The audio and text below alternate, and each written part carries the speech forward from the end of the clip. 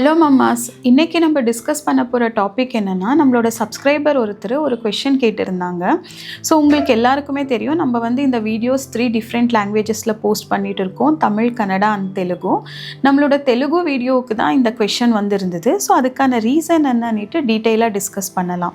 அவங்களோட கொஷின் என்னென்னா, என்னோட குழந்தைக்கு 2.2 இயர்ஸ் ஆகுது. அவளோட 1.5 இயர்லேருந்து நான் இந்த ப்ராப்ளமை ஃபேஸ் பண்ணிகிட்டு இருக்கேன்.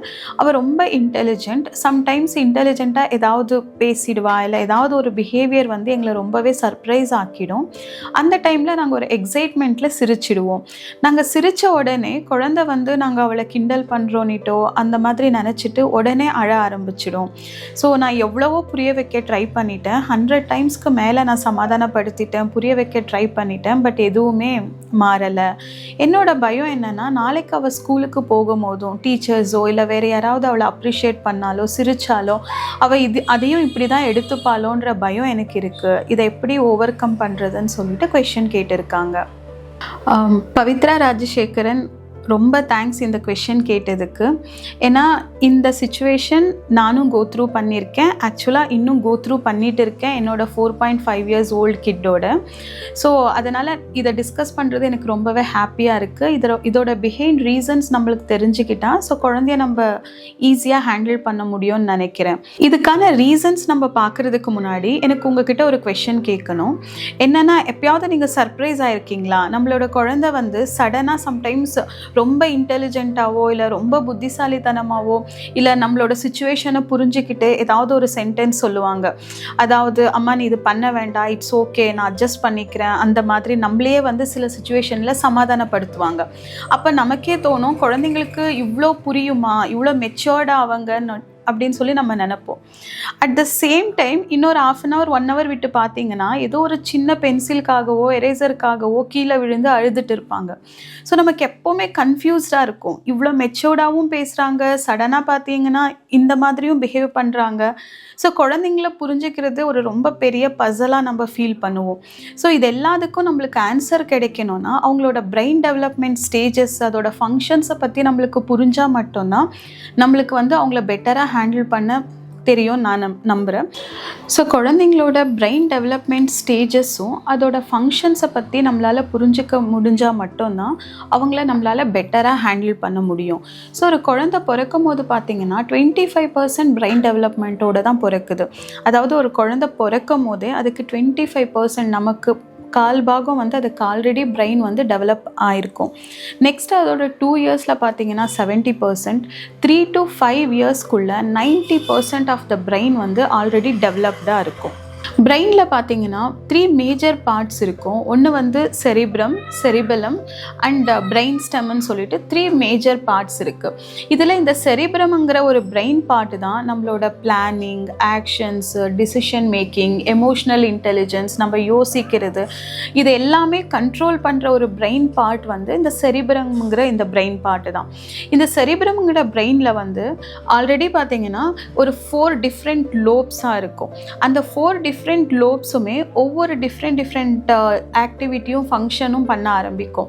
அதில் ஒன்று தான் இந்த எமோஷ்னல் இன்டெலிஜென்ஸ். அவங்க எப்படி பிஹேவ் பண்ணுறாங்க, எப்படி அவங்களோட எமோஷனை வெளிப்படுத்துகிறாங்கங்கிறது. இந்த ஒரு பார்ட் ஆஃப் த பிரெயின் வந்து குழந்தைக்கு 0 to 7 இயர்ஸ் வரைக்கும் க்ரோயிங் ஸ்டேஜ்லேயே தான் இருக்கும். அதாவது அதோட டெவலப்மெண்ட் வந்து கம்ப்ளீட் ஆகிருக்காது. ஸ்டில் 0 to 7 இயர்ஸ் முடிகிற வரைக்கும் அந்த செரிப்ரம்ங்கிற பிரெயினுக்குள்ளே இருக்கிற ஒரு பர்டிகுலர் லோப் வந்து முழுமையாக வந்து டெவலப்மெண்ட் ஆகியிருக்காது.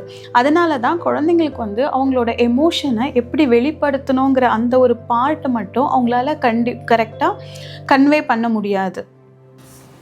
ஸோ இப்போ நீங்கள் பார்த்தீங்கன்னா ஆல்ரெடி ஒரு 5 இயர்ஸ் 3 to 5 இயர்ஸ் குள்ளே இருக்கிற குழந்தை வந்து 90% ஆஃப் த பிரெயின் டெவலப்மெண்ட்டில் தான் இருக்கும். அதனால தான் அவங்களால சில விஷயத்தை நல்லா மெச்சோர்டாக ஹேண்டில் பண்ண முடியும். அதே வந்து இந்த emotional part of the brain வந்து 7 இயர்ஸ் வரைக்கும் இன்னும் டெவலப்பிங்லே இருக்கிறதுனால அது மட்டும் அவங்களால அந்த எமோஷன், அந்த கோவம், சிரிப்பு, இதை வந்து எப்படி வெளிப்படுத்துறங்கிறது அந்த ஒரு இடத்துல மட்டும் அவங்களால முழுமையாக ஒரு மெச்சோர்ட் பர்சன் மாதிரி ஹேண்டில் பண்ண முடியாது.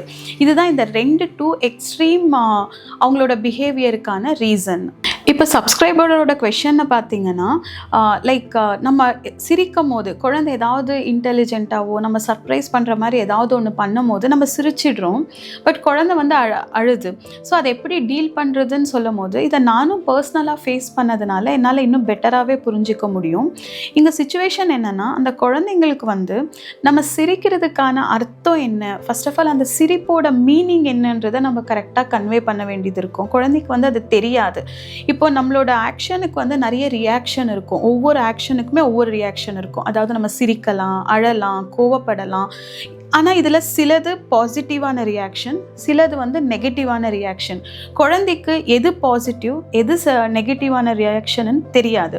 ஸோ நம்ம தான் வந்து அதை கரெக்டாக கன்வே பண்ண வேண்டியது இருக்கும். இது தெரியாததுனால குழந்தை வந்து என்ன பண்ணோன்னா லைக் அழ ஆரம்பிச்சிடும். நெக்ஸ்ட் வந்து பார்த்திங்கன்னா, குழந்தைக்கு நம்மளை ஜட்ஜ் பண்ணுறாங்களோ, இவங்க கிரிட்டிசைஸ் பண்ணுறாங்களோ, அவங்க வந்து ரொம்பவே க்யூரியஸ்.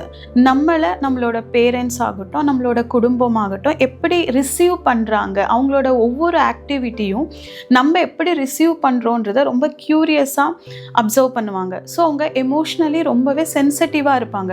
ஸோ அவங்க வந்து எக்ஸைட்மெண்ட்டாக ஏதோ ஒன்று சொல்லிடுவாங்க. பட் வந்து நம்ம சடனாக சிரிச்சிடுவோம். அவங்களுக்கு அந்த சிரிப்புக்கான அர்த்தம் தெரியாது. அதனால் என்னென்னா பயந்துடுவாங்க. அண்ட் இன்னொன்று வந்து நம்மளை சரியாக இவங்க ரிசீவ் பண்ணலையோ அப்படின்னு நினச்சி அழ ஆரம்பிச்சிடுவாங்க. அண்ட் குழந்தைங்களுக்கு பார்த்தீங்கன்னா வேலிடேஷனுங்கிறது ரொம்பவே இம்பார்ட்டண்ட்.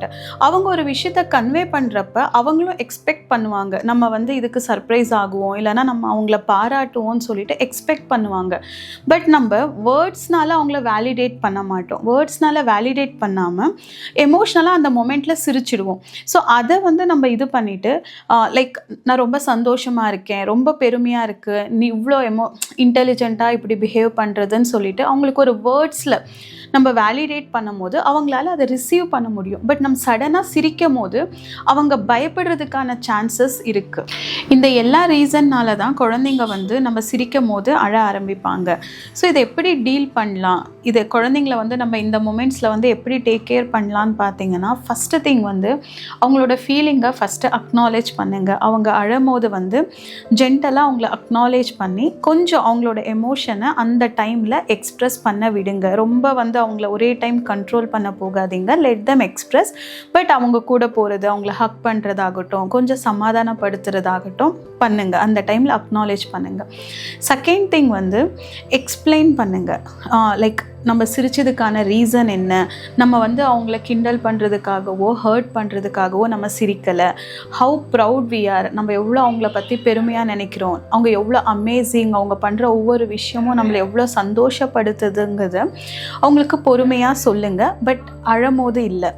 அழும்போது நீங்கள் எது சொன்னாலும் உங்கள் பிரெயினில் போய் அது சேராது. பிகாஸ் நான் ஆல்ரெடி சொன்ன மாதிரி அவங்களோட அந்த எமோஷ்னல் பார்ட் ஆஃப் த பிரெயினில் வந்துட்டு எப்போ ஒரு நெகட்டிவ் எமோஷன்ஸ் வருதோ, அதாவது இந்த அழுறதாகட்டும், கோவமாகட்டும், இந்த மாதிரி அவங்க நெகட்டிவாக இருக்கும் போது என்ன ஆகும்னா அவங்களோட இந்த reasoning part of the brain வந்து கம்ப்ளீட்டாக பிளாக் ஆகிடும்.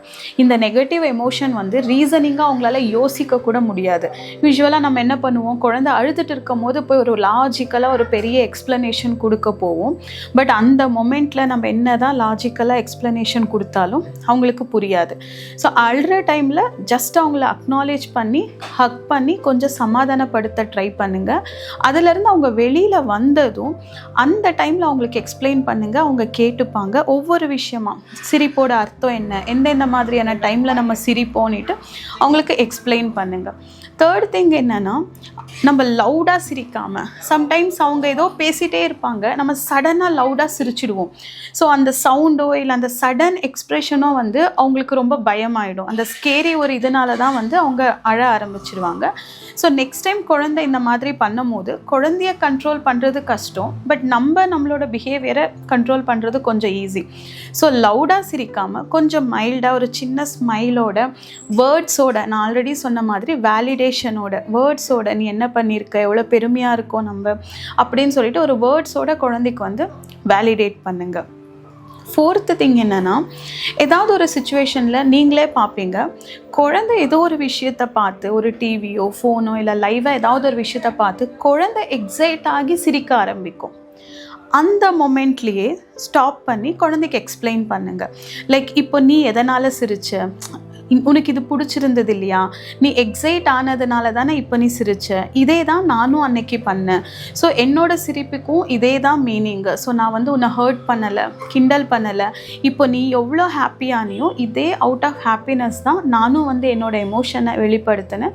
ஸோ நெக்ஸ்ட் டைம் நான் சிரிக்கும் போது கூட அதை டென்ஷன் ஆகாமல் இதே மாதிரி எடுத்துக்கோ. ஸோ தட் இஸ் ஆல்சோ ஒரு பாசிட்டிவ் அண்ட் சப்போர்ட்டிவ் ரியாக்ஷன் தான். ஸ்மைலுங்கிறது, லாஃபருங்கிறது ஒரு பாசிட்டிவான சப்போர்ட்டிவ் ரியாக்ஷனுங்கிறத அவங்களுக்கு புரிய வைங்க.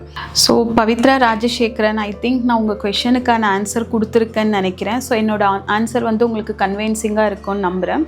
ஸோ ஒன்று தான் நான் சொல்லணும்னு நினைக்கிறேன், இந்த ஸ்டேஜ் வந்து கண்டிப்பாக மாறும். It's not permanent. கண்டிப்பாக வந்து குழந்தை இதிலேருந்து வெளியில் வரும். இதோட மீனிங்கை புரிஞ்சுட்டு நம்மளோட பாராட்டை ஹாப்பியாக ரிசீவ் பண்ணவும் ஆரம்பிக்கும். Because I have gone through.